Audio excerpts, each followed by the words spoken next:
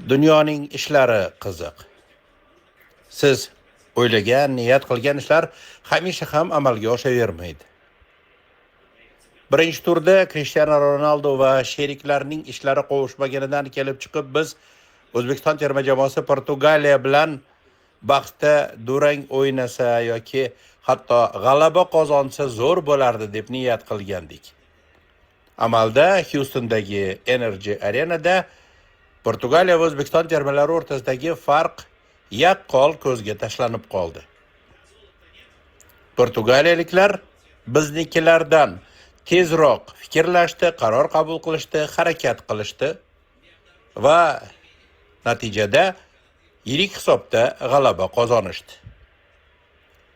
Umuman olganda biz bugungi uchrashuvda bir qator o'zimizning zaif bo'g'inlarimizni yana bir marotaba bilib oldik. Ba'zi futbolchilarimiz uchun bu tajriba, saboq bo'ldi. Savollar bisyor, lekin ularni hammasini ham hozir berish mavridi bo'lmasa kerak, ammo bir qator jihatlarga e'tibor qaratish baribir o'rinli. Birinchidan, tarkib bobida savollar doim bo'lgan, bundan keyin ham bo'lsa kerak. Tayyorgarlik jarayonida o'ng qanotda Hojiakbar Alijonov bo'lmasa, odatda chap qanotda o'ynaydigan Farruh Sayfiyevni ko'rishga o'rgandik. Endi esa chap qanotdagi Nasrullayevning ishi qovushmaganda Hojiakbar Alijonov o'yinga qo'shildi.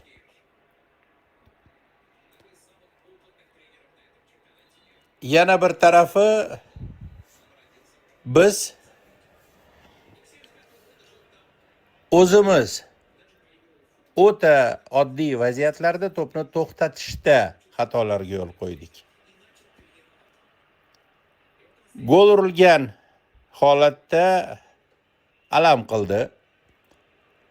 G'aniyevning zarbasi zo'r chiqqan edi. Fayzullayev raqibni tepib yuborgani bor gap, ammo o'sha portugaliyalik himoyachi oyoqda qolganda ham darvozasini goldan qutqara olmasdi. Hakam qaror qabul qildi, bu qarorni hech kim o'zgartira olmaydi. Cristiano Ronaldo bugun muxlislarini quvontirdi. Qoyil qolish kerak. 2ta gol urdi, qo'shimchasiga hatto o'sha ikkinchi taymning so'nggi daqiqasida ham tezkor hujumda hammadan ilgarilab ketib o'yindan tashqari holatga tushib qoldi. Demak, u mavsum mobaynida mana shunday tez o'ynashga tayyor. Biznikilar hali buni o'rganishi kerak bo'ladi.